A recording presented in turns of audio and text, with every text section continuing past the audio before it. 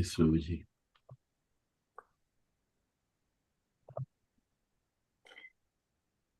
Okay. Okay, shall we start, Prabhuji?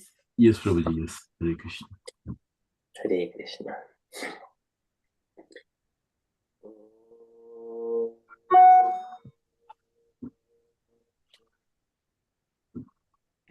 अज्ञानतिमिरान्धस्य ज्ञानाञ्जनशलाकया चक्षुरुन्मीलितं येन तस्मै श्रीगुरवे नमः।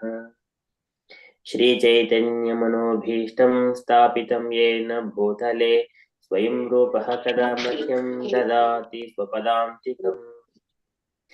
वन्देऽहं श्रीगुरोः श्रीयुतपदकमलं श्रीगुरून् वैष्णवांशं श्रीरूपं साग्रजातं सहगणरघुनाथान्वितं तं सजीवं साद्वैतं सावधूतं हरिजनसहितं कृष्णचैतन्यदेवं श्रीराधा कृष्णपादान् सहगणललिता श्रीविशाखान्वितांशाम्। हे कृष्ण करुणसिन्धो दीनबन्धो जगत्पते गोपेश गोपिकान्त राधाकान्त नमोऽस्तु ते। तप्तकाञ्चन गौरङ्गी राधे वृन्दावनेश्वरी वृषभानुसुते देवी प्रणमामि हरिप्रिये। वाञ्छाकल्पतरुभ्यश्च कृपासिन्धुभ्य एव च पतितानां पावनेभ्यो वैष्णवेभ्यो नमो नमः। नमो ॐ विष्णुपादाय कृष्णप्रेष्ठाय भूतले श्रीमते भक्तिवेदान्तस्वामिन् इति नामिने। नमस्ते सारस्वती देवे गौरवाणी प्रचारिणे निर्विशेषा शून्यवादी पाश्चात्य देशतारिणे। जय श्री कृष्ण चैतन्य प्रभो नित्यानंद श्री अद्वैत गदाधर श्रीवासादि गौर भक्त वृंद। हरे कृष्ण कृष्ण कृष्ण हरे हरे हरे राम राम राम हरे हरे। हरे कृष्ण कृष्ण कृष्ण हरे हरे हरे राम राम राम हरे हरे। हरे कृष्ण कृष्ण कृष्ण हरे हरे हरे राम राम राम हरे हरे। हरे Krishna. Hare Krishna. Thank you, Prabhuji. Prabhuji. Wonderful as always. To start off with the Mangalacharan prayers, I'll just do a bit of Kirtan with your permission. Hare Krishna Sunita ji, thank you for joining us. Yeah, we'll just do the bit of Kirtan and then we can go into the Krishna book reading. Jaya Radha Madhava Jaya Kunja Bihari Jaya Radha Madhava Jaya Kunja Bihari Jaya Gopi Jana Vallabha Girvaradari Jaya Gopi Jana Vallabha Girvaradari Yashodanandana Braja Jana Ranjana Yashodanandana Braja Jana Ranjana Yamuna Tira Vanachari Yamuna Tira Vanachari Jaya Radha Madhava Jaya Kunja Bihari Jaya Radha Madhava Jaya Kunja Bihari. Hare Krishna Krishna Krishna Hare Hare Hare Rama Rama Rama Hare Hare Hare Krishna Krishna Krishna Hare Hare Hare Rama Rama Rama Hare Hare Hare Krishna Krishna Krishna Hare Hare Hare Rama Rama Rama Hare Hare Hare Krishna Krishna Krishna Hare Hare Hare Rama Rama Rama Hare Hare Hare Krishna Krishna Krishna Hare Hare Hare Rama Rama Rama Hare Hare Hare Krishna Krishna Krishna Hare Hare Hare Rama Rama Rama Hare Hare Hare Krishna Krishna Krishna Hare Hare Hare Rama Rama Rama Hare Hare Hare Krishna. So this week we're going to be covering chapter number 52. And before we do that, we'll offer obeisances to Radha Gokulananda. He Krishna Karna Sindhu Dina Bandhu Jagatpate Gopisha Gopika Kanta Radha Kanta Namostute Taptaka Jana Gaurangi Radhe Vrindavaneshwari Rishabhanusute Devi Pranamami Hari Priya Prabhupada Ki Jai Namo Vishnu Padaya Krishna Prastaya Bhutale Srimadi Bhakti Vedanta Swami Nityananda Namaste Saraswati Devi Gauravani Prachari Nirvisesha Sunyavadi Pashata Deshatari Sri Krishna Chaitanya Prabhu Nityananda Sri Advaita Gadadhar Sri Vasudeva Om Namo Bhagavate Vasudevaya Om Namo Bhagavate Vasudevaya Om Namo Bhagavate Vasudevaya. Hare Krishna everyone. So as we covered in the last chapter, in the last week, we just spoke about some part of this Krishna Dharanachara. Before we start our Krishna Katha, just like to invoke this beautiful sloka from Bhagavad Gita where Krishna says, Janma karma cha me divyam evam yo veti takrataha chakradeham punarjanma naiti mameti. So Arjuna, where Krishna says in Bhagavad Gita that one who's listening to Krishna Katha, even by Shravana, by listening to Krishna Katha, it is so auspicious that towards the end of the life, they will not come back into this material world, but they will directly go to the Krishna Loka. So it is so auspicious to even listen. So for the people who think, like, who are speculating in the mind, what do we get by reading Krishna Katha? What do you get by reading Bhagavad Gita? So here is the answer directly coming from Krishna Bhagavan himself, that hearing is so auspicious. And we will see in this chapter itself, we'll see the importance of hearing, that when Rukmini is hearing about Krishna, what is the kind of reciprocation that is being there. So as Prabhupada says, don't try to see Krishna, don't try to see God, we try to hear about God. So here, hearing Shravanam is so important.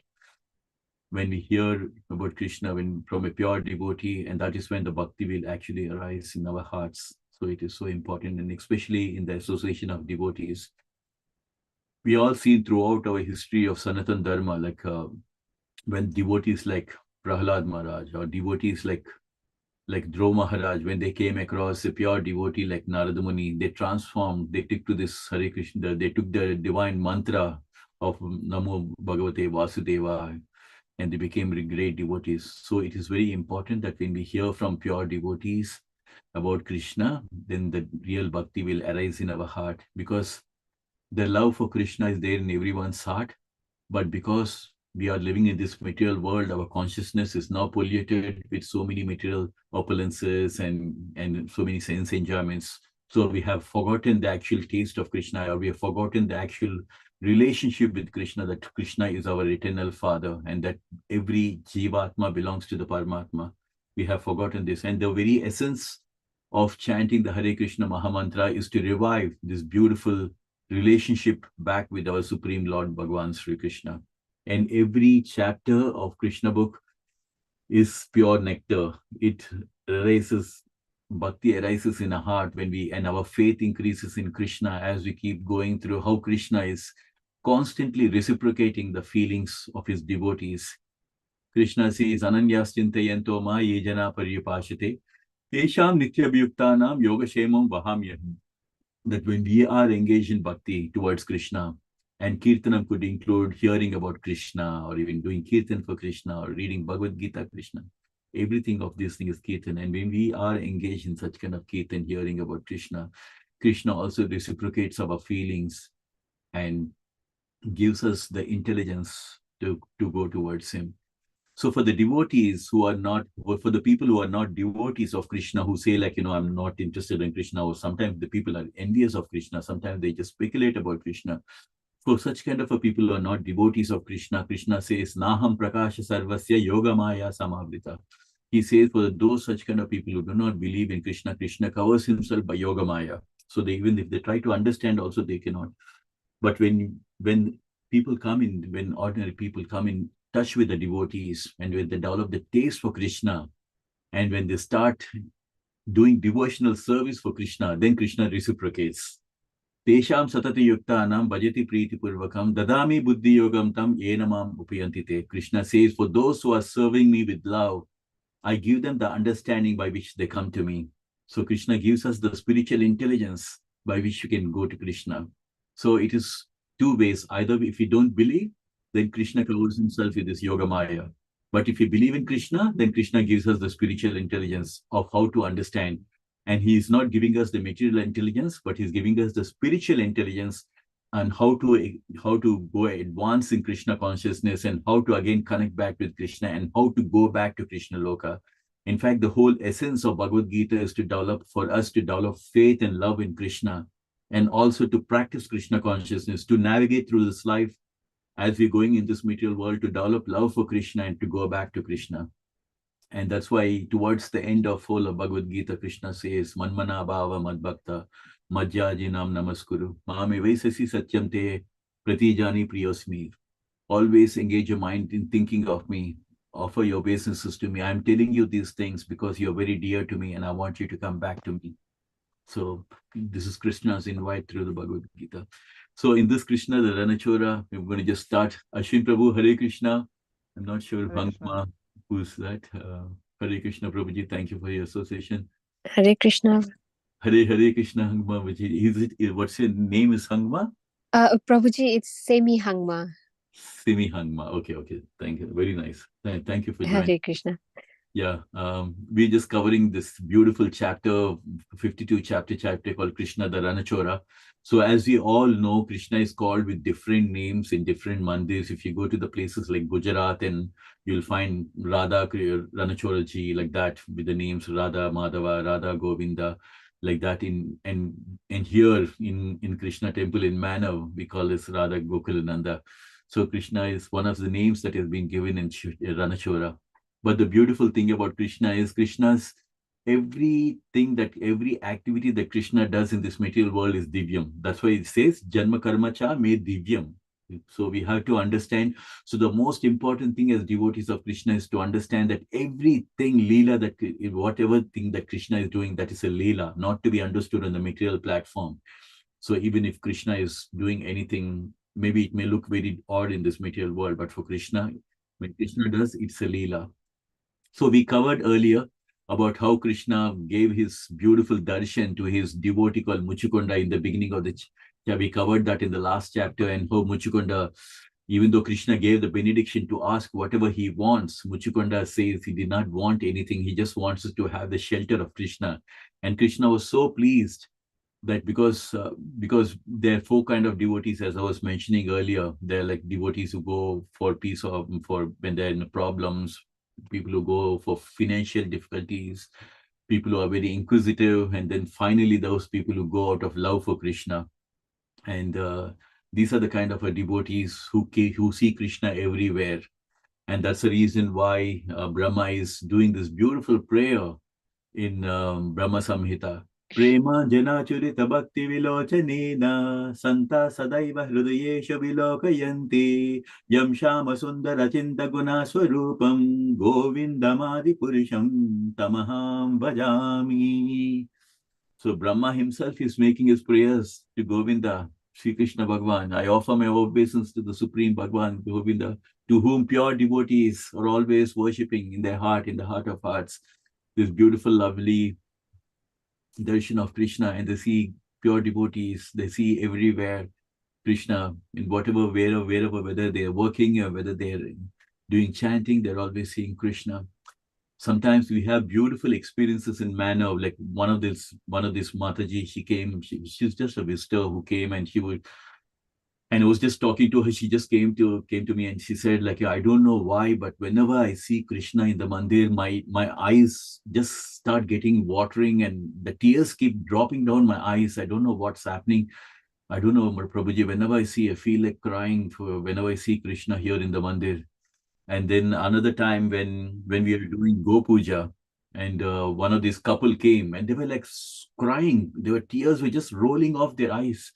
And I thought, like, maybe something has happened, like, maybe some bad incident has happened in the house. They said, like, no, nothing has happened.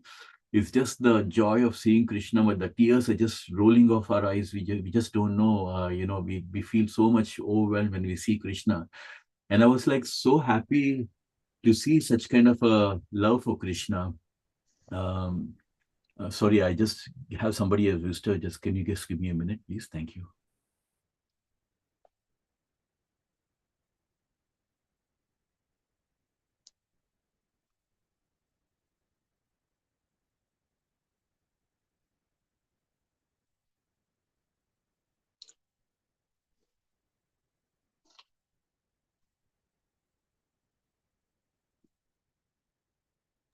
Sorry about that.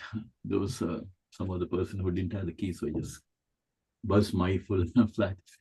So I was just telling about some of the devotees who have this. We have this beautiful experiences when we come across some of the devotees who just tell about like their experiences that whenever they see Krishna, their tears keep rolling down. And I was thinking, I was so happy to even see such kind of experiences. Like, how fortunate are they? And this is the kind of a love, like the real love for Krishna is when we seeing that the tears of joy keep rolling down, and that is what is the kind of like real bhava comes like.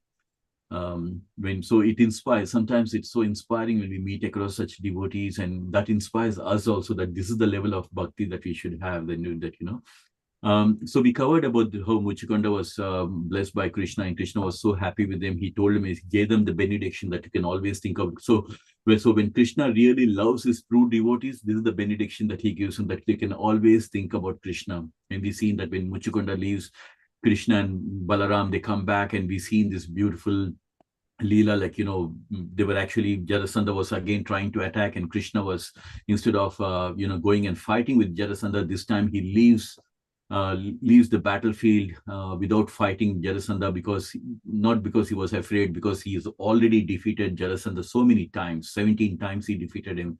So he was not afraid of him, but he had other things to do, because one, he just wanted to make sure to prevent the further killing of the soldiers, and second thing, because there is a Leela that's unfolding. And we've seen that how Krishna and Balaram, they just go up on the top of the mountain, and Jarasandha is thinking that maybe Krishna and Balaram are afraid of him. And he goes and literally burns down this mountain thing, and Krishna and Balaram jump from the 84 feet high mountain. And we can see that all that beautiful Leela unfolding. And then, so we covered this part. And then after that, we seen that how Krishna and Balaram, they just come out of it. And then after that, Krishna again, they come back out from this. So the mountain that they jump is actually called as Pravasana. And that's the one which they jump off. It's about 88 miles. That's a distance of 88 miles which they jump out. So you can see that whenever Krishna does anything, it's like superhuman. It's something which cannot even imagine and arise. Like, just imagine just jumping from a mountain which is like 88 miles high. And it's impossible, right? Even though people who are like Jarasandha and Kamsa, they're always thinking of killing Krishna, but there's no way, because Krishna is the Supreme Lord, and it is impossible for someone to even think of that. But then again, we've seen that Krishna and Balaram reached the city, and then we see now Balaram has got married to Revati. We covered that in the last chapter. It's just a quick recap. And then after that, we see that the story of Krishna's marriage with Rukmini that's something which we covered, and we've seen that there was a king called Bhishmaka who had 4 sons and 1 daughter, and her name was Rukmini. And Rukmini, so this is again the importance of Shravanam. When we hear about from Krishna Katha, it's so important, like Shravanam, because here Shravanam means listening. And in devotional life, Shravanam, Kirtanam, Vishnu Smaranam, Padasevanam, Archanam, Dasyam, Sakyam, Atma Nivedanam. So these are all different forms of developing processes of devotional service. So here we can see that Rukmini has heard from Narada Muni about Krishna. So she heard about him. So that is how she has developed so much of love for Krishna, because she heard how great Krishna is. And this is the purpose of even Krishna Katha. When we listen to Krishna Katha, when we see the goddesses of fortune, everybody falling in love with Krishna, and when we know how great Krishna is, that is when we'll be able to develop slowly. And when we are in the association of devotees and we are discussing Krishna Katha, that's when the real love for Krishna will appear. And so Krishna also knew that Rukmini was a reservoir of all the transcendental qualities, and she had all the great qualities. But at the same time, it was decided in the family of Rukmini that that Rukmini should be given in the hands of Shishupal. And this made Rukmini very happy, because she heard about Krishna so much that she made up her mind. She was totally surrendered to Krishna in her heart, and she could not think about anybody else. And Krishna has also heard about Rukmini. So there was a mutual thing, they have heard about each other. And so this is important, right? So Rukmini hasn't seen Krishna till now, but she heard about him. So this is that's how, and she developed love for Krishna. So this is how, when we are listening to Krishna Katha, this will help us in developing love for Krishna when we see these beautiful leelas unfolding. And now, and she knew that the family has already decided that they want to give Rukmini in the hands of for Shishupala, and so there's nothing much that she could do. But what she had done in that situation is that she sent a messenger, a Brahmana messenger, to go and convey her feelings, and she written a letter and she sent it to a Brahmana, and that Brahmana has now reached Dwarka. So once the Brahmana has reached Dwarka, he was like, the doorkeeper one. He just took him to the place where Krishna was sitting on a golden throne. So I think many of you would have seen one picture. There's some picture of when Krishna is sitting on a golden throne in Dwarka. There's some nice, beautiful pictures as well. So we can see that Krishna, when he came onto the planet, there were certain things, even though he's the Supreme Lord, he's the cause of all the causes, right? But still, he was following all the rules of Dharma, because the very purpose Krishna says, Yada yada hi dharmasya glanir bhavati bharata, abhitanam adharmasya tadatmanam shrajamyaham. Whenever there is a decline of religious principles and religious duties, that is when I dissent myself. So Krishna, as it was advancing towards Kali Yuga, Krishna is setting that example of how to follow this Vedic culture and Vedic ethics, how to respect the Brahmanas, because these 4 divisions of the society have been created by Krishna himself. Chaturvanyam Maya System Gunakarma Vibhagashaha, where Krishna himself says, the 4 divisions of the human society have been started by me. So Krishna himself started these 4 divisions of Brahmana, Kshatriyas, Vaishyas, and Sudras. So now Krishna is also showing us through the Krishna Katha how the Brahmins have to be respected. So he himself gave his golden throne to the Brahmana to go and sit and worship him exactly. And then Krishna himself, he was basically worshipping the Brahmana, just like how the demigods worship Krishna. So he taught everyone and how to worship a devotee is more valuable than worshipping him. So it is so important to keep in mind, like when we have come across pure Vaishnava, we offer obeisances and we do whatever service that we can do in our might, because that is what pleases Krishna. Anything that we do for his pure devotees, that pleases Krishna very much. So So we can see that the Brahmana has now come to Dwarka. Now he's being received by Krishna. He's sitting. Krishna has offered him his golden throne to sit, and now Brahmana is experiencing all these things. He's taken his meals. He's now taking rest on the bedstead, and now Krishna is approaching. See, this is the Vedic etiquettes at that time, that when someone is like a Brahmana is coming, you have to respect him, give him all the respect. You have to give him you have to serve him with prasadam, and then you offer him a place to say. This is a typical Sanatana Dharma culture. And then Krishna is approaching, and he's putting Brahmana's legs on his lap and began to massage him. Can you imagine what kind of a fortune? The Brahmana must be so fortunate that Krishna was himself keeping the Brahmana's leg on his lap and massaging him, and then inquiring from him actually that. And this is so important. The reason I will tell you is what Krishna is saying to this Brahmana.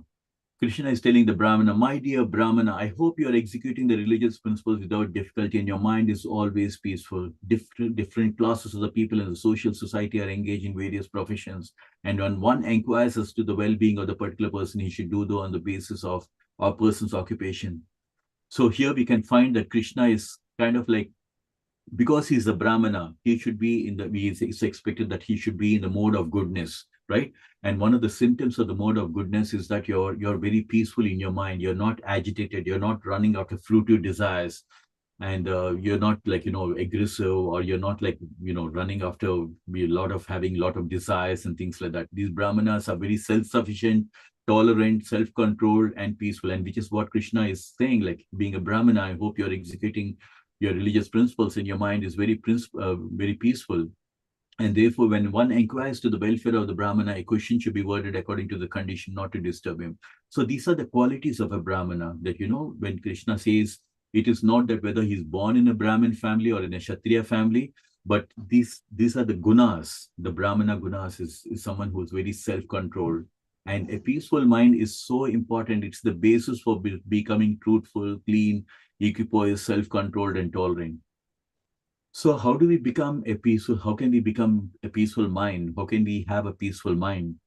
So Bhagavan Sri Krishna tells in Bhagavad Gita, right? Bhoktaram yajna tapasam sarvaloka maheshwaram suhridam sarvabhutanam jnatamam shantim richate. When a person understands that Krishna is the supreme enjoyer of all the sacrifices, when we understand that Krishna is the supreme proprietor, I am not the proprietor, it is Krishna who is the supreme proprietor. When we understand that Krishna is our best well-wisher, is our best friend, and one who understands these things, he will have a peaceful mind. So Bhagavan Sri Krishna himself is telling, and that is the kind of policy, that is the essence of being peaceful. When we understand that we are not the controllers, we are not the enjoyers. Krishna is the supreme enjoyer. He's not only the enjoyer, he's the Lord of all the planets, and he's the Lord of all the demigods. When we understand that, then our mind becomes peaceful. And this peaceful mind is important for us as a basis for becoming truthful, clean, equipoised, self-controlled, and tolerant. And why this is so important is that, and also constantly chanting the Hare Krishna Mahamantra pacifies our mind, makes our mind more peaceful. And why these things are very important is that this clean, equipoised, self-controlled, and self-tolerant, Bhagavan Sri Krishna tells that in Bhagavad Gita, right? So he says, if you want to know what are the qualities that are very dear to Sri Krishna Bhagavan, Krishna tells in Bhagavad Gita in chapter number 12, in Bhakti Yoga, Krishna says, Advaita Sarva Bhutanam Acharam Advaita Sarva Bhutanam. So Krishna says in that particular sloka that one who's always very self-controlled, one who's very tolerant, one who's very equipoised, and one who's completely determined in devotional service. So that kind of a devotee is very, very dear to me. So if you want to become very dear to Krishna, we should develop those qualities of this. And for developing these qualities of self-control, self-tolerant, it's very important to have a peaceful mind. And to have a peaceful mind, it is very important to understand the instructions of Bhagavad Gita and also to chant the Hare Krishna Mahamantra. That will pacify the minds. Advesa sarva bhutana maitra karuneva cha nirmamo nirahankara samadukha sukha shami santusta satatam yogi yatatma dridhanishchayaha mayarpito mano buddhi mami samsayaha. So Krishna Bhagavan himself is giving a list of all the qualities, one who's not envious, but is a kind friend to all the living entities, who does not think himself a proprietor, who's actually is very equipoised, who's self-controlled. So Krishna is giving a list of all the qualities which make one very dear to Krishna. So through this Krishna Katha, we can understand that how Krishna is so nicely receiving this Brahmana because he's got those qualities which is making him very dear to Krishna. So if we also develop these kind of qualities of truthfulness, equipoise, self-control, and tolerant, Krishna will be very happy, and that's how we can become dear to Krishna. Thus, by attaining the knowledge and knowing its practical application in life, one becomes convinced.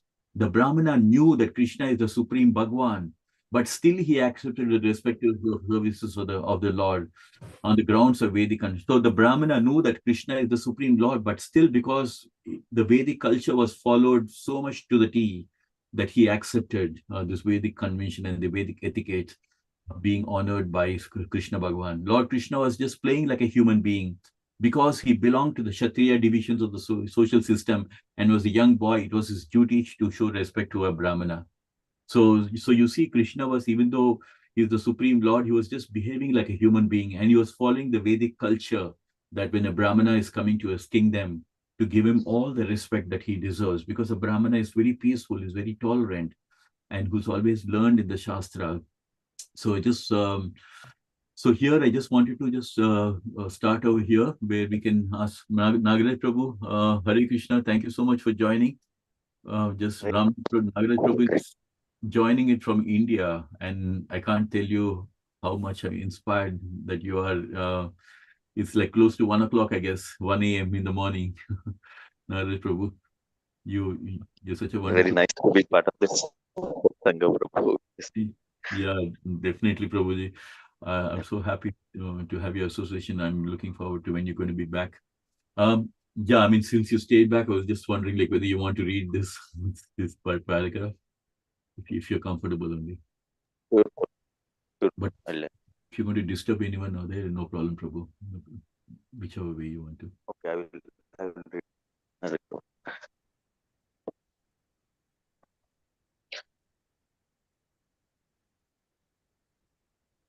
Lord Krishna continued, "O best of all the Brahmanas, you should always remain satisfied. For if a Brahmana is always self-satisfied, he will not deviate from his prescribed duties, and simply by sticking to one's prescribed duties, everyone, especially a Brahmana, can attain the highest perfection of all desires. Even if a person is an opulent as king, is as opulent as a king of heaven, Indra, even if he is not satisfied, he inevitably has to transmigrate from one planet to another. Such a person can never be happy under any circumstances. But if one's mind is satisfied, even if he is bereft of all the possessions, he can be happy living anywhere." Wonderful. Hare Krishna. Thank you so much, Prabhuji. So it is so important to understand, isn't it? Because Krishna says that in this material universe, you could be we are all transmigrating from one planet to another and basing on our desires. And because when we are like, when we're constantly running after fruitive desires, when the heart is not satisfied, because Krishna says in Bhagavad Gita, towards the end of your life, wherever your mind is, like, whatever your mind is thinking of, that's where you go. And so when your mind is like not satisfied and you're just still having some cravings, you'll end up migrating from one planet to another, or coming back in different forms in different places. But here, these are the qualities of a Brahmana. A Brahmana is always very self-satisfied. And then another important thing that's also mentioned is that everybody, based on your gunas, these 4 different divisions of the human society are formed, and based on your gunas, you should try to stick to your gunas and stick to whatever the duties that are prescribed for you. For example, if somebody who has the gunas of studying scriptures and spreading this knowledge, spiritual knowledge, he should stick to his prescribed duty and not try to take up weapons like a Kshatriya, because that is meant for someone else. So Krishna says it is better for you to do your prescribed duty, even if it is faultily, rather than going some other's person's duty. So it is very, very important for us. So through the Krishna Katha, there's so many beautiful messages that are coming up that one should always stick to their prescribed duties. And it is so important. And second point is that being self-satisfied is so important, because you could be a king, like a king of heaven, like Indra also, but if you're not satisfied, and that you land up like, heart is craving for something, and again, you'll be transmigrating from one planet to another. And this life cycle, and that's the reason why people always go for mukti. They're always praying for mukti, just to come out of this life cycle. But Krishna says in Bhagavad Gita, that up to the level of Brahmaloka, there are places of misery where there's repeated life in birth, death kind of a thing. So even if you go to the highest planet of Brahmaloka, after you enjoy some time, again you'll have to come back into this material once your karma, once you've enjoyed all the good karma. So there's only when you go above the Brahmaloka, which is the Krishna Loka, only then you will not be able to come back. Until then, you will always be continuously transmigrating all these things. So being self-satisfied is such an important quality, that instead of transmigrating everywhere, if you're just happy with whatever Krishna has given us and being content with whatever it is, then you will stop craving for, you'll start running after, for desires, material desires and all that. And which is the reason why we are in this material world, because somewhere we just still have the desire to enjoy in this material world. And till we get purified, our desires are purified, till we become self-satisfied and we find happiness in Krishna, we will be constantly transmigrating like this. So it is very important, this instruction by Krishna to the Brahmana. I was just wondering if anyone wants to read another paragraph, just one more paragraph, if anyone wants to. Ashwin Prabhu, Anil Prabhu, anyone? Me. Sorry, I'm late. Yeah. Go ahead. Okay, where am I? Okay, let's go for it. Hare Krishna. Sorry, I'm late. It's just, yeah. Okay, Hare Krishna, everybody. This instruction by Krishna to the Brahmana is very significant. The purport is that a true Brahma is. Do you say Brahmana or Brahman? Brahmana. Okay, Brahmana. Okay. A, the one which is dash above the A, it's like an extended this thing, like Brahmana. Oh, Brahmana, okay. Should not be disturbed in any situation. In this modern age, Kali Yuga, the so-called Brahmanas have accepted the abominable position of Sudras or less, and still want to pass as qualified Brahmanas. Actually, a qualified Brahmana always sticks to his own duties and never accepts those of a Sudra or of one less than a Sudra. It is advised in the authorized scriptures that a Brahmana may, under awkward circumstances, accept the profession of a Satriya or even a Vaisya, but never is he to accept the profession of a Sudra. Lord Krishna declared that a Brahmana will never be disturbed by any adverse conditions if he scrupulously sticks to his religious principles. In conclusion, Lord Sri Krishna said, I offer my respectful obeisances to the Brahmanas and Vaishnavas. For the Brahmanas are always self-satisfied and the Vaishnavas are always engaged in actual welfare activities for human society. They are the best friends of the people in general. They are free from the false egoism and are always in peaceful condition of mind. Hare Krishna. Hare Krishna. Love you. So as we can keep seeing, like we have seen this over the chapters of Krishna Katha, that every chapter is giving us so much of nectar and also is giving us some essence of what we can take with us, like towards the end of the chapters, so many takeaways that we can. And here we can see that Brahmana, the kind of a gunas, Chaturvarnyam Maya, Maya guna. So the point is that Brahmanas are based on those gunas, like, the kind of qualities, someone who's more inclined towards reading the scripture, someone who's very peaceful, someone who's always chanting the holy name.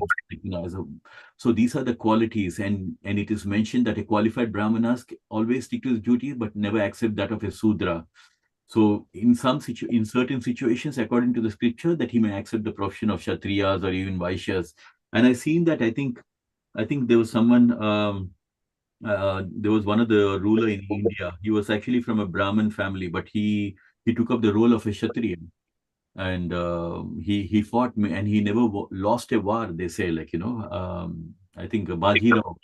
I think there was some local Bazirao, and that's what I understand. He was actually from a Brahminical family, but he was like took up the role of a Kshatriya, and I believe that so many wars he went and fought, but he never lost in anyone. But it's according to the scripture, the Brahmana should never take the position of a Sudra. But we are saying that in Kali Yuga, that the Brahmanas have accepted the position of a Sudras, and but still they just they have that kind of pride, like in the society, that yeah, we are from a Brahmin family, a kind of elevated thing.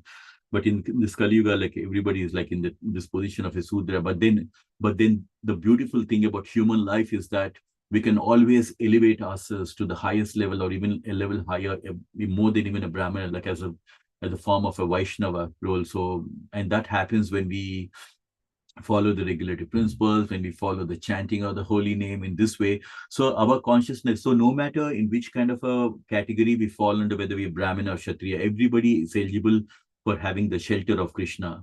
Krishna Bhagavan makes it absolutely clear. So if Krishna is appreciating that I offer my obeisances to the Brahmanas and Vaishyas, because these are because of the qualities that they have in the society, right? So Brahmanas, they're known to be very self-satisfied, someone who are contributing to giving this knowledge, because in the ancient time, even the kings used to have the Brahmanas next to them to give them advices and to follow the etiquettes of the Vedic culture and things like that. And Vaishnavas are always engaged in actual welfare activities of the human society. And you can see that, right? In Hare Krishna movement is the best example of the Vaishnavas, where we can see that just to engage in the welfare activity of the human society, even in the cold weather, they're going and distributing books, and you can see the kind of effort that they take. They just go onto the street and they go and sing, then they're just spreading the love, they're just spreading, and they want at least somebody, like all the people, to give a chance for everyone, because Vaishnavas want everyone to be delivered. So they're just giving a chance. So Krishna is saying, like, these are the one, especially for the Brahmanas and Vaishyas, because they're always engaged in activities of the human society. And these are the qualities, because they have qualities which are free from false egoism and always in a peaceful condition of mind. So we can see from this, like, the kind of nature of Brahmanas and Vaishnavas also. But at the same time, we have to keep in mind that even though the four divisions of the human society, because it's very important as followers of Krishna, that we need to understand from Bhagavad Gita, that Krishna never talked about caste system. Krishna is saying, based on the gunas, chaturvanyam maya system, guna karma vibhagasha, according to the three modes of the material nature and the gunas, people are divided, come under the four categories. But Krishna also says, Mam hi partha vyapashritya ye pisyu papayonayaha striyo vaishyastata sudras tepi mam param gatim. Krishna says everybody, irrespective of whichever division, whether it's a Brahmana or Kshatriya or even a Sudra or woman or anybody, everybody is eligible for taking the shelter of Krishna Bhagavan. Everybody is eligible to get Krishna Prema and go back to Krishna Loka. So this is not restricted for only Brahmanas, that only they can fly. No, anybody who's taking up to this devotional service are eligible to go to Krishna Loka. So it's a very important takeaway, and we can see how Krishna is really appreciating that offer my respectful obeisance to the Brahmanas and Vaishnavas. And which is what we are trying to be in Krishna consciousness. We are trying to be all aspiring devotees of Krishna, or who are walk in the footsteps of the Vaishnavas. We have great Vaishnavas in our parampara, from this Brahma Madhava Sampradaya. So we learn from them. We know about the six Goswamis, and we know Chaitanya Mahaprabhu is Krishna himself who started this movement. So many people, like, they, in the beginning, when I was talking about, like, when I was telling somebody about Chaitanya Mahaprabhu, and people were like, even now also, when we tell in the manner about Chaitanya Mahaprabhu, people are totally like they don't know whom we are talking about. They're like, who's Chaitanya Mahaprabhu? I have never heard about Chaitanya Mahaprabhu. Like, so many of the Indians coming from India also, we were never heard about that. And they kind of like, they're very inquisitive to understand, is it mentioned anywhere in the Shastras about Chaitanya Mahaprabhu? And as Krishna devotees, for us, we have to understand where it has been mentioned in Bhagavatam, Krishna Varnam Twisa Krishnam Sango Pangastra Parshadai Yajna Sankirtana Praya Yajante Sehi Umedasaha, where Bhagavan Sri, where it is mentioned in Bhagavatam that intelligent people in this Kali Yuga will take up to the chanting, take up to the worship of Chaitanya Mahaprabhu, who is an incarnation of Krishna. But unlike Krishna, who came in a darkest complexion, Krishna came in a golden, as Chaitanya Mahaprabhu in the molten golden complexion. And he came along with his associates also to spread this message of the Hare Krishna Mahamantra. So it has been mentioned in Bhagavatam about Chaitanya Mahaprabhu, and it has also been mentioned about it in Vishnu Sahasranama, Sannyasa Kutchama Shanta Nishta Shanti Parayanam, where it is mentioned about Krishna, because when Chaitanya Mahaprabhu came, he later took sannyasi. So Sannyasa Kutchama Shanta Nishto Shanti Parayanam, which is mentioned about that he's had all the qualities of being equipoised and completely peaceful, and this is how Chaitanya Mahaprabhu was when he came out there. So it has been mentioned in Bhagavatam, as well as it has been mentioned in Vishnu Sahasranama as well. Lord Krishna then desired to know about the rulers of the Brahmana kingdom. So he was basically asking about the kingdom from where Bhishmaka was ruling, the king was ruling, like whether because very important is that you can just like, you can, if you can just take a small water from the ocean, you can make out like, what's the taste of the water, whether it is salty or not. So similarly, if you want to understand how great the king is, you need to judge by the temperament of the people. Are the people very happy? Are they very frustrated? Are they looking, very morose? I remember once when I was working in Singapore, a lot of people outside Singapore, they think like, this is the greatest country to be in. It has got amazing impression from outside world. But if you touch some of the people, the cab drivers or the people who are working in the lower sale, they'll be like, Nola, it is so stressful, it is so painful, it's that, it's that, there's no happiness, there's no joy and things like that. But for people from outside, they think it is. So we can see that outside many things may look very flowery, but inside we never know how the people are actually feeling. So here Krishna is trying to find out from the Brahmana, like, how is this kingdom of of Bhishmaka, like whether, and we could make out from this and we could make out from the subjects, whether the people are happy or not. If they're happy in all respect, it is to be understood that the king is very honest. So this is how, you can judge a king by seeing how the people are happy or not. And Krishna could understand that this Brahmana has now actually come from a confidential message. So Krishna himself is telling, if you have no objection, I give you the liberty to speak your mission. So Krishna, because Krishna already knew why the Brahmana has come, because Krishna is Antaryami. Sarvasya chaham hridi sannivisto mata smritir jnanam apohanam chas. Krishna is saying, I'm seated in everyone's heart, and from me comes remembrance, knowledge, and forgetfulness.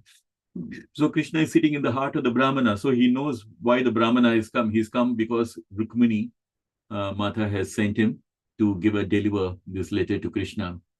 So thus being satisfied by the transcendental pastimes of the Lord, the Brahmana narrated the whole story. So the Brahmana told what was happening actually in the kingdom, that, the family of Rukmini and all of them, they are just looking at giving Rukmini in the hands of Shishupal, and, Rukmini is not happy about it. And Rukmini has heard about Krishna and she has completely surrendered to Krishna. So these are the words that has been mentioned. He took out the letter from Rukmini had written to Krishna, and he said, quote unquote, these are the words of Princess Rukmini. My dear Krishna, O infallible and most beautiful one, any human being who happens to hear about your transcendental form and pastimes immediately absorbs through his ears your name, fame, and qualities. Thus all his material pangs subside, and he fixes your form in his heart. Through such transcendental love for you, he always sees you within himself, and by this process, his desires are fulfilled. Similarly, I have heard of your transcendental qualities. I may be shameless in expressing myself directly, but you have captivated me and taken my heart. You may doubt my steadfastness or steadiness of character, since how could an unmarried young girl like me approach you without any shame? But my dear Mukunda, you are the supreme lion among human beings, the supreme person among persons. Any girl, though not yet having left her home, or even any woman of the highest chastity would desire to marry you, being captivated by your unprecedented character, knowledge, opulence, and position. I know that you are the husband of the goddess of fortune, and are very kind towards your devotees. Therefore, I have decided to become your eternal maidservant. And Rukmini continues, my dear Lord, I dedicate my life and soul onto your lotus feet. I have selected your Lordship as my husband, and I therefore request you to accept me as your wife. You are the supreme, powerful, all lotus-eyed one. Now I belong to you. If that which is enjoyable for a lion to eat is taken away by a jackal, it will be a ludicrous affair. Therefore, I request you to immediately take care of me before I'm taken away by Sushipal and other princes like him. My dear Lord, in my previous life, I may have done public welfare work like digging wells and planting trees, or pious activities such as performing ritualistic ceremonies and sacrifices and serving superiors like the spiritual master, Brahmanas and Vaishnavas. By these activities, perhaps I have pleased the Supreme Lord Narayana. If this be so, then I wish that you, Lord Krishna, the brother of Lord Balarama, please come here and catch hold of my hand so that I shall not be touched by Sushipala in his company. How beautiful, isn't it? How blessed we are, right? We are listening to Krishna Katha and we are listening. This is so amazing, surreal, just to see how Mother Rukmini has written this beautiful letter. We in our previous chapters, we have seen how Krishna has written a letter to the gopis, right? I mean, expressing his love and his gratefulness for all the love that they showed towards Krishna. Krishna says, I cannot repay the love that the gopis are showing towards Krishna. And here we find like another letter in another Leela where Rukmini is writing a letter, love letter for Krishna, showing that because he has heard so much. So this is what is very important in bhakti life. Hearing, Shravanam, Kirtanam, Shravanam is very, very, very important. And through this Shravanam, we get to hear about this beautiful name, fame, and qualities. And because this bhakti, it goes through the years and it goes inside and goes and sits in your heart. And that is why, and here this description that she is given, that any human being who hears about your form and pastimes immediately absorbs through his ears and thus fixes your form in the heart. And this is exactly the definition of what Krishna says in Bhagavad Gita. What is Bhakti Yoga? Krishna says in Bhagavad Gita, Yoginamapi sarvesam madgatenantaratmana shraddhavan bhajate yomam same yukta tamamataha, where Bhagwan Sri Krishna says, one who's always thinking of Krishna within his heart and always rendering transcendental loving service, he is the most dear to Krishna. And that is the highest form of love for Krishna. And this is my opinion, Krishna says in Bhagavad Gita. After explaining everything in the 6th chapter of Jnana Yoga, then he says, this is what he says, that according to Krishna, that is the topmost love or bhakti yoga, where one is always thinking of Krishna within his heart. And how can we think of Krishna within our heart? When we are hearing about Krishna, that love enters through the ears and then goes and fixes his form in the heart. So when we see the beautiful form of Radha Gokulananda in the temple, the one of the things we should do is just literally just look at them and manifest the beautiful darshan that we have of Radha Gokulananda and fix it in your heart, and close your eyes and just focus on just chanting on this beautiful form of Radha Gokulananda within your heart. So here, this is a beautiful letter where Rukmini herself is saying, I have heard about your transcendental qualities. And Krishna and Rukmini is not at all thinking twice. You may think it's because in those days you wouldn't expect, like the woman to just come and express, but she's saying, I may be shameless in expressing myself, but you have captivated your heart.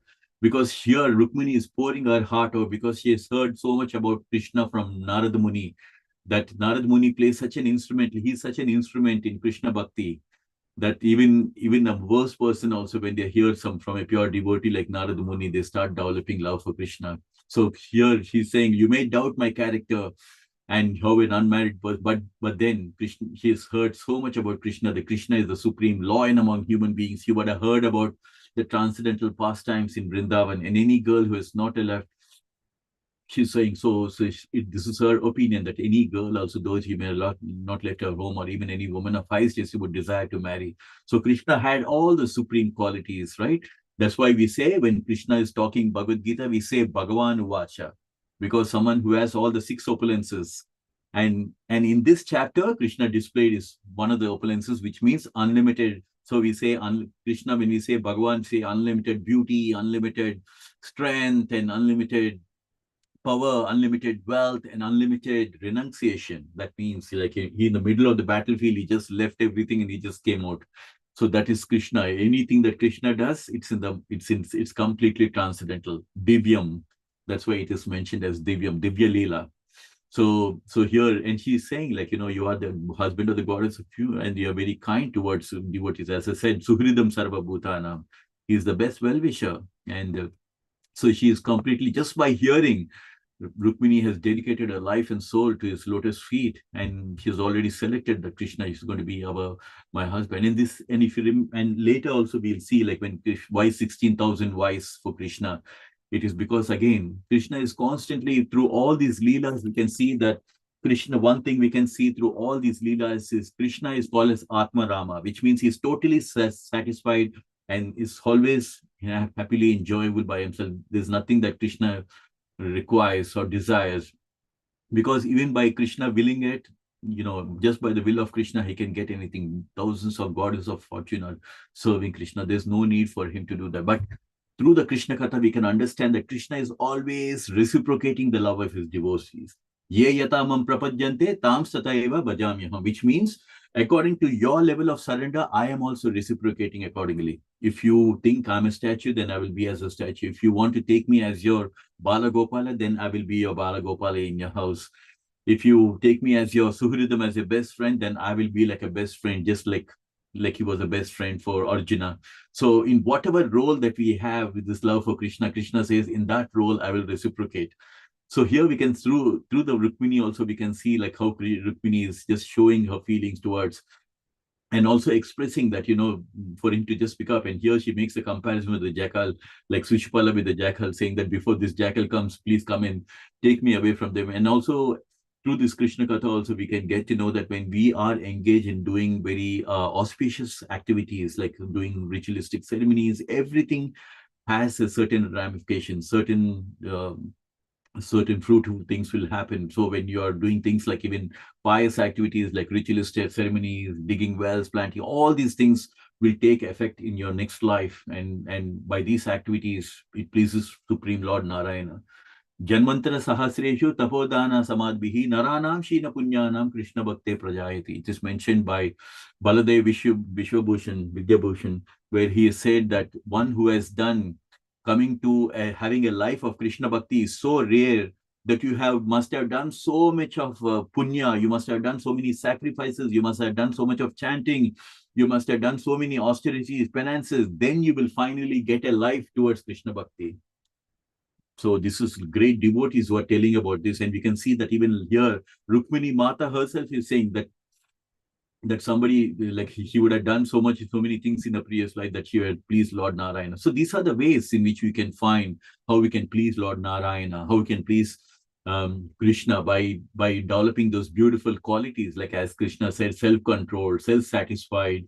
These are all the mode of goodness. So these are the qualities that we need to develop, and these qualities will make us more dear to Krishna. So this is Rukmini's request in requesting Krishna, the brother of Balarama, please come and catch my hold before, because in those days, like, it was such a Vedic culture. Like, first of all, they will not see them earlier. And like, she doesn't want to give an opportunity for Shishupala to come and hold her hand. So she's written this letter and sent it through the Brahmana. And so the Brahmana is now reading her this beautiful letter that has been sent by Rukmini to Krishna to come and take her, and she's expressed her love towards Krishna. So I will just go a bit more on this before we close on. Rukmini's marriage with Shishupala was already settled. As I said, the family has already decided, and therefore she suggested that Krishna kidnap her so that this might be changed. So this is a very dire situation. So you can see like how Krishna, it is so beautiful, isn't it? When Krishna is like, it's amazing to have a supreme friend like Krishna, right? So when Arjuna was on the battlefield, his life was in dire straits, and then he literally pleads with Krishna Karpanya dosho pahata swabhavaha pratyama tvam dharma sammoda chetaha yashreya shannishitan bruhitan me sisyaste hamsadimam tvam prapannam.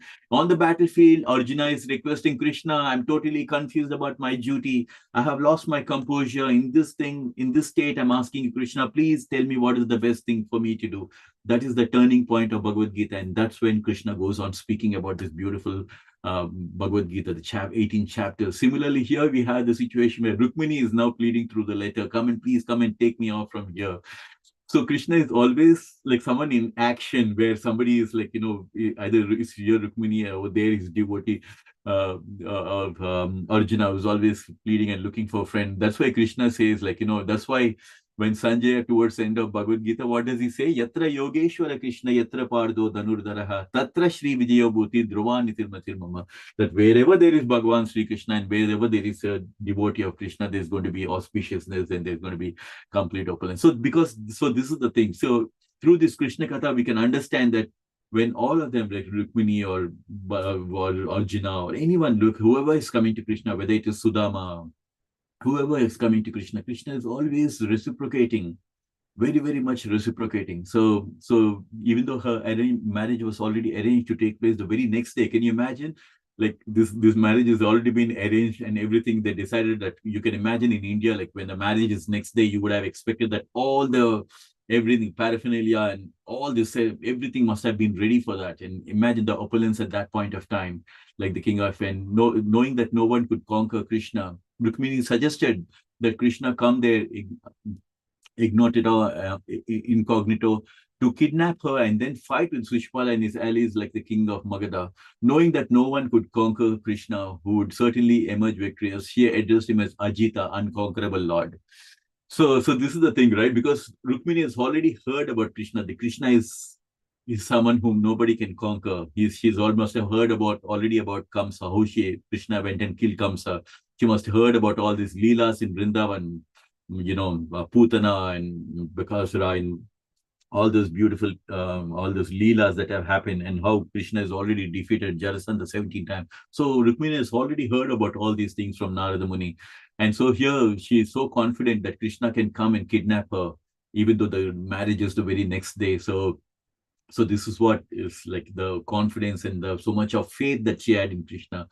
So here he's referring to him as Ajita. So Krishna is always constantly referred by so many different names.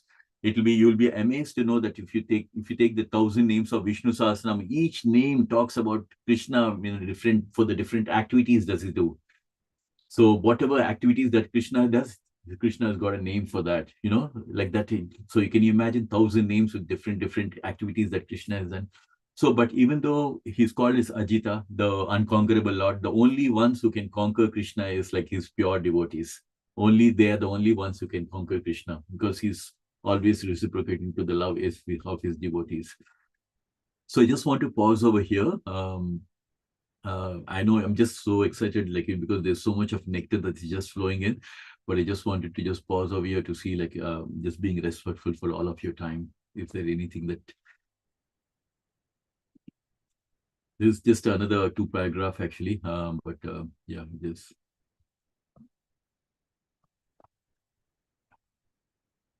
Hare Krishna, Ramnath Prabhuji, anything? No, I just want to keep going with the Leela here. Some amazing Leela. Yes. Prabhuji, would you want me to go with the next chapter? With the next chapter? Oh, okay. Yeah, sure, Prabhuji. Your permission. So Rukmini told Krishna not to be concerned that the fighting would take place within the palace, and that many of her family members, including other women, might thus be wounded or even killed. So Krishna himself is telling Krishna, Rukmini herself is telling Krishna not to be concerned. As the king of the country thinks of diplomatic ways to achieve this object, Rukmini, being a daughter of a king, was diplomatic in suggesting how this unnecessary and undesirable killing could be avoided. So basically she's telling, like, instead of going and getting into this fight of killing all these people, she knew that Krishna can do anything, everything. Krishna is like, anything is possible for Krishna. And but in spite of that, she's coming up with a diplomatic solution, being the daughter of a king. She explained that it was the custom of a family to visit the temple of goddess Durga their family deity before a marriage. The Kshatriya kings were mostly staunch Vaishnavas, worshipping Lord Vishnu in either the Radha Krishna or Lakshminarayan form.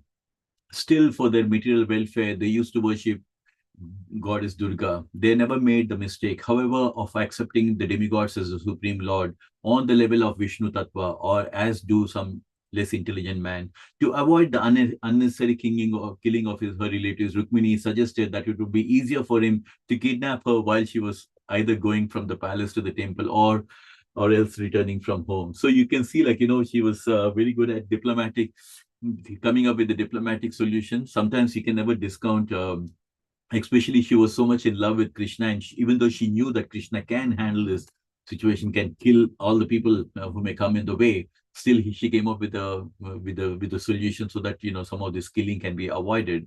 And we can see that the Vedic culture in those days, that for material desires, that even the Kshatriyas and people from the royal family, they would still go and worship the goddess Durga, right? Because she is in charge of this material universe. But again, she is working according to the instructions of Krishna. So, which is why we'll find that in Bhagavad Gita, Krishna says, Maya jakshena prakriti suyate sa characharam hetunanena kaunteya jagad viparivartate. This material universe, this material nature, Arjuna, is working under my direction, creating all the beings and non-living beings. So this material nature, that means who's the goddess? Who's the one who's ruling this material? That is the goddess Durga. So Krishna himself is saying, like, this material universe headed by Durga Devi is working under my direction. So, Arjuna, so it's all Durga Devi is working under the directions of Krishna.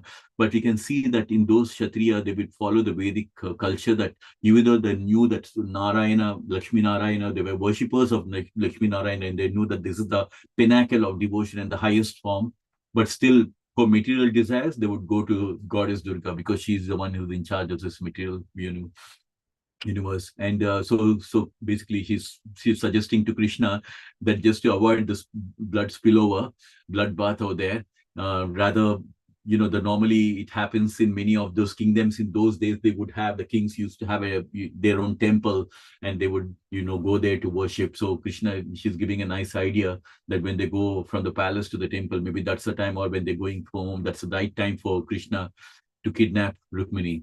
So she also explained to Krishna why she was anxious to marry him, even though her marriage was to take place with Shishupala, who was also qualified, being a great son of a great king.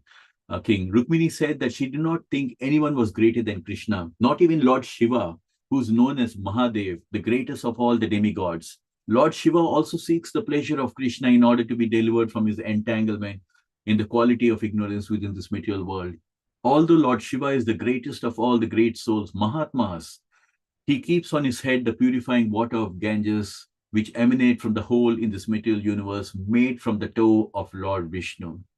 Lord Shiva is in charge of the material quality of ignorance, and to keep himself in a transcendental position, he always meditates on Lord Vishnu and always tries to purify himself with the water of the Ganges.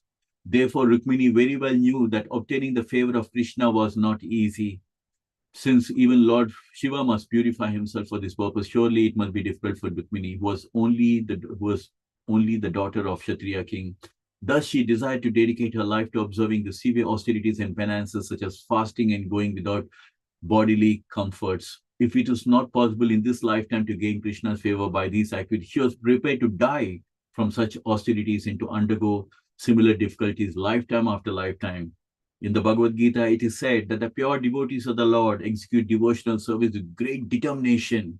Such determination as exhibited by Rukmini is the only price for purchasing Krishna's favor. One should be strongly determined in Krishna consciousness, and that is the way to ultimate success. So this is the beautiful, so she is kind of like explaining why she is so anxious to marry Krishna as well. So even though in those days you have many kings, like, so even Shishupal was the son of a king, Bhishmaka, so which is very much there, but there's no one who's above Krishna. So Krishna, it is mentioned in Bhagavad Gita, Mata Partam Nanyat Kinchid Asti Dhananjaya Mayi Sarvam Idam Protam Sutre Maniganaiva. So Krishna tells Arjuna, there is nothing superior to me. Above Hanuman, Anjaneya, there is Lord Ram. Above Ganapati, there is Lord Shiva. But above Krishna, there is no one. He says, there is nothing superior to me. Everything is resting on Krishna. This whole cosmic universe is resting on Krishna. Just like as a beautiful pearl of necklace we see is resting underneath, there is a thread which is keeping it together. So even Lord Shiva, who's seeking the pleasure of Krishna because he's been entangled to come out of this entanglement of ignorance in the material world, even he is looking at it. And we see on Krishna's head, we always see this water, the purifying water of the Ganges, but that is coming from the toes of Lord Vishnu. And he's in charge of the material quality of ignorance. So Rukmini was aware. You can see that from the Vedic culture, through all the Krishna Kathas, we can see that right from Vasudeva to everyone are so knowledgeable in those Vedic culture time. They knew the Vedic etiquettes, they had the spiritual knowledge. So even Rukmini was so much aware that even Lord Shiva has to purify himself. So, that even they were not like as great as what Krishna is. But again, we have to understand that even though we may say like, he's the head of all the demigods, but we see that Krishna has such a beautiful, loving relationship with Lord Shiva, isn't it? We all know that when Lord Krishna was a small Bala Gopala, Lord Shiva himself came to see Krishna, and Lord Rukmini and Mother Yashoda didn't allow Lord Shiva to come and see Krishna because she thought like, this man with the snakes around his neck, and no, I'm not going to, my baby is going to get scared. And then Krishna cries so much in such a way that, and when Lord Shiva was leaving, Krishna cries so much that they had to call back Lord Shiva. And when he sees Shiva, he stops crying. So we had to understand more than anything that the loving, beautiful relationship that Krishna had. And as Prabhuji always mentions about Gopeshwar Mahadev, we should have the blessings of Gopeshwar Mahadev when we enter into Vrindavan to Sri Radha Gokulanda, Radha Krishna in Vrindavan. And here in Bhagavad Gita, as I was mentioning, the qualities that are very dear to Krishna, as I was telling earlier, Advaita Sarvabhutana Maitra Karuna Evacha. So like that, in one of those qualities that were very dear to Krishna, Krishna himself is telling in Bhagavad Gita that someone who's very determined in bhakti life, someone who's very determined in devotional life, such kind of a devotee, Krishna himself is saying in Bhagavad Gita that they're very dear to him.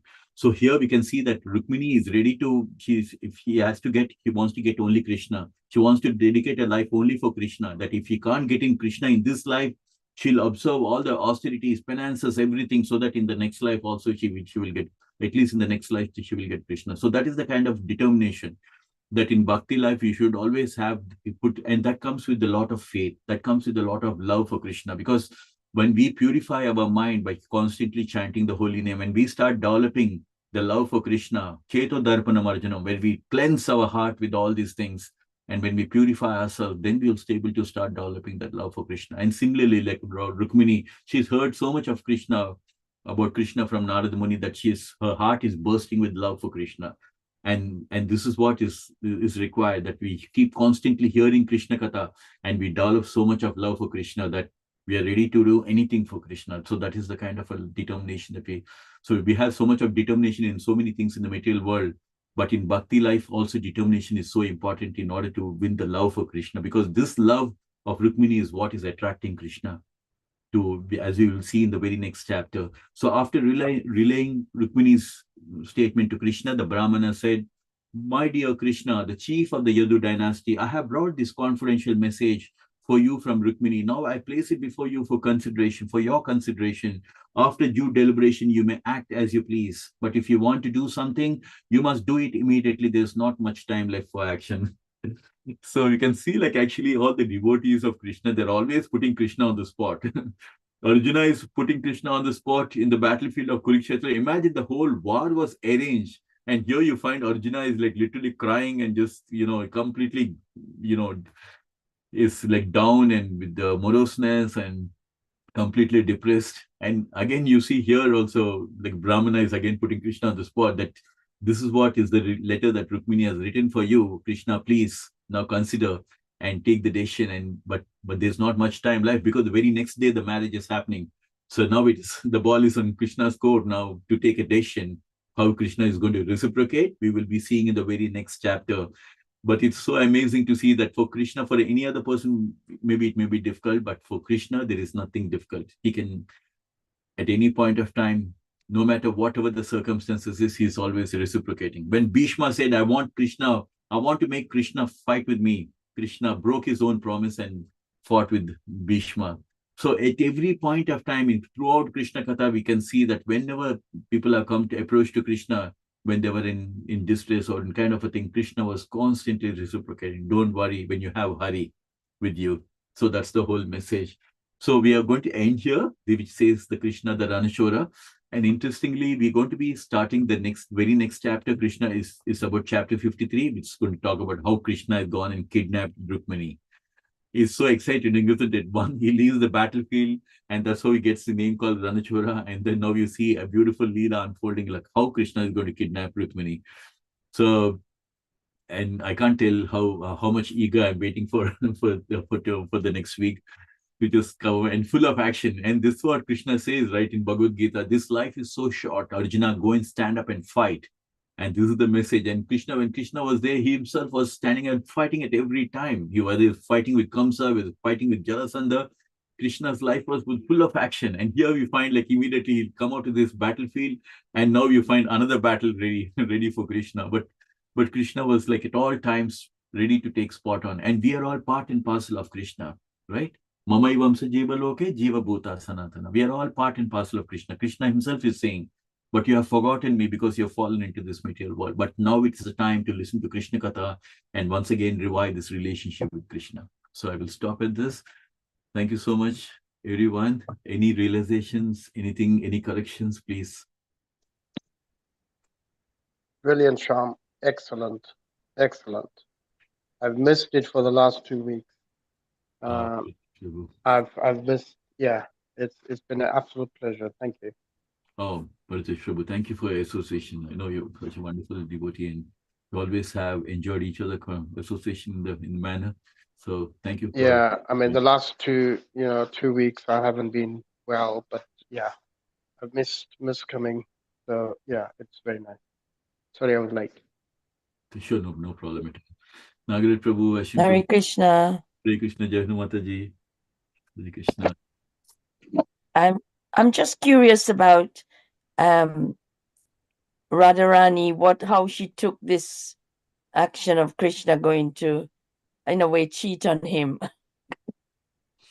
cheat on her, marrying somebody else. How does one make sense of that? Because we have to understand that Radharani is the source of all the Shakti Tattvas. Krishna is the source of all the Vishnu Tattvas, and Radharani is the source of all the Shakti Tattvas. And Radharani is non-different from Krishna, right? Radha Krishna eki atma duhi dehadari anyone vela se rasa ashwadana kari. Radha and Krishna eki atma, one atma, but appearing in two transcendental bodies. And she is the source of all the goddess of fortune. Here Rukmini is the goddess of fortune, and the source of that is, so everything is emanating from Radharani. So like how Balaram and, from the right side is Krishna's expansion, and Balaram on the left-hand side, the expansion is Radharani. So it is Krishna himself expanding. So yeah, so she is the source. Radharani is the source of all the Shakti Tattvas, and Rukmini is that Shakti, goddess of fortune. I believe there is another story about Krishna being with someone else, present with some other female, and Radharani was annoyed, and I wasn't sure if it was an envy or what, but jealousy. But I'm not sure. Is that right? I mean, we know That was the other lady. Stories Swaraja? Was it Swaraja? What's that? Wasn't it Swaraja, the other lady, and then Radharani wants to go and goes and sees her? That's right. Yes. I believe I heard that story. I'm not sure. I wonder that if you wasn't can. Rukmani. No, that wasn't Rukmani. No, it wasn't Rukmani. No, I know, but I'm just saying that Radharani did have that streak of jealousy. Again, she was his love of his life. Really, she was. So this is why I'm curious about how she's taken it. How was it for her? I mean, like we say, like, the the real love is there in the spiritual world, and all these beautiful pastimes of Radharani feeling jealous about, these are all to increase the transcendental pleasure of Krishna. Because the very fact when Krishna comes into this material world is he's the pleasure-giving potency of Krishna manifested in the form of That's Radha. right. Yeah. So she's the bhava, the jealousy or the feelings and all these things is just to increase the transcendental pleasure of Krishna. So we have to understand, I mean, from that point of view, like, it's basically to increase the transcendental pleasure of Krishna more than anything else. It's all, yeah. Vrindavan Das Prabhuji, Hare Krishna. Dandavat Pranam. Anything you want to add?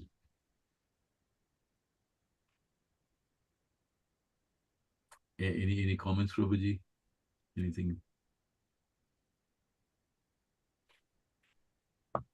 Well, the whole topic of what was Radharani thinking, it's a huge topic, but let me try and explain it just briefly. You also touched on it.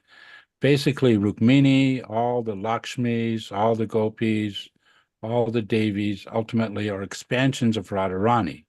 So with Rukmini, she has this specific rasa relationship with Krishna.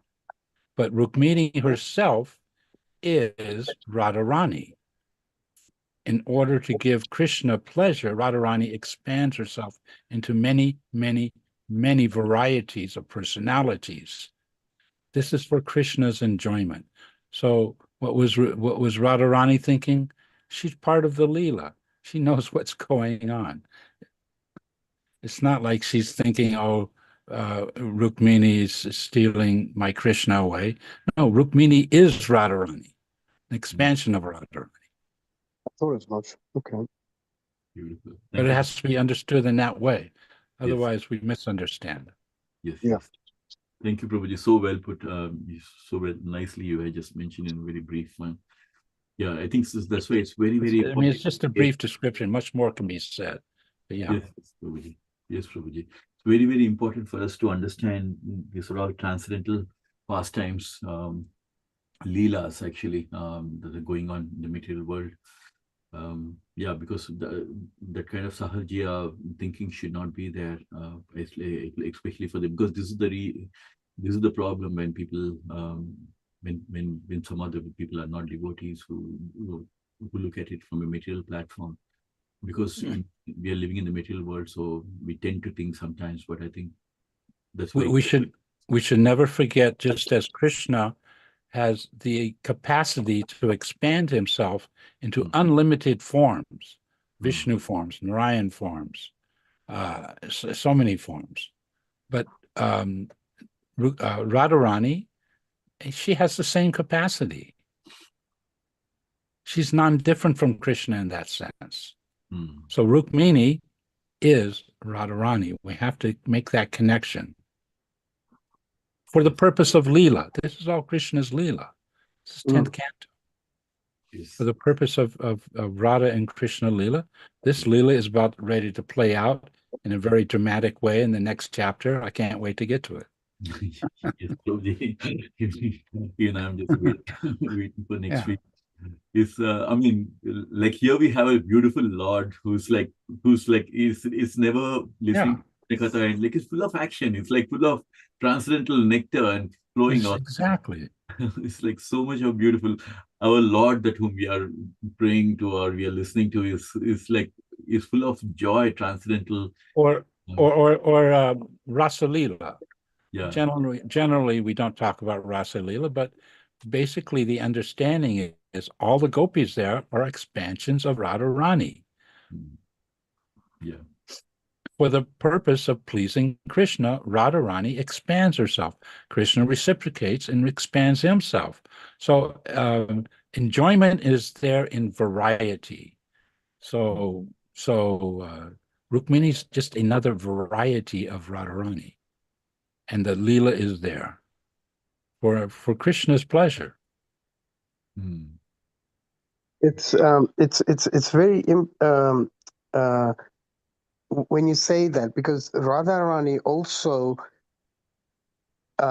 who was the other lady, the Raja, where Krishna goes, but then Radharani wanted to see what actions Krishna would take when he was with another woman or something like that, wasn't it? And that was an expansion of Radharani. Yes, but this is also for the purpose of rasa and the mood of exchange of love. So Yeah, sometimes exactly. there's a deepening of love in the mood of enviousness and jealousy. Yes. Yeah, it's fascinating. I mean, this whole book, This it's like theology a is novel. very sophisticated. Yeah, Yes. it's This like a theology novel. is very sophisticated. Yeah. And Yes. ultimately, each of us, Jivatmas, in Lord Chaitanya's movement, is meant to find what is our relationship with Krishna and have that loving exchange with him in an Yeah. intimate, confidential, and unique way. Yes. Absolutely. Yes. That's the purpose of, we have to understand the actual, as Prabhuji said, the right purpose, like why these leelas, for us to develop that love, so that Yeah. and then every life will become, every Jivatma's life will become like a, part of the leela, we'll experience that, the joy and things like. So Krishna is kind of like, the whole message is saying that we all have a transcendental loving relationship through the Krishna Katha. That's what we have to understand, that we are all part and parcel of this. Thank you so Anyway, much. it's a big topic, but yeah, a lot can be said. Yeah. Yes, Prabhuji, that's true. Thank you so much, Prabhuji, for your brief on that. That's so enlightening for us to Yes, understand thank the you. right perspective. It's we can't wait till next week, Sham. Yeah, I know.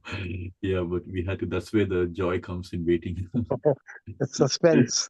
Yeah, so, that's why I'm not reading now. I'm going to read it later. Amoga Prabhu, anything you want to add? No, it's late. I mean, I don't want to. Let's wait till next week. Let's Okay, Prabhuji. bring it all out next week. Yeah. Okay, Exactly. Prabhuji. And I want to just thank everyone for joining us, and we'll again meet up next week, next Thursday. Thank you very much. Hare Krishna. Hare Krishna, Sham. Thank you very much. Brilliant. Thank you. Can we all unmute and do till Hari Bols to Sham Prabhuji? Hare Hari Bol, Hari Bol, Hari Hari Bol. Bol. Thank you. Thank you so much, Prabhuji. Thank you so much, Prabhuji, for your association. Hare Krishna, everyone. We'll meet next Hare Thursday. Krishna. Hare Krishna.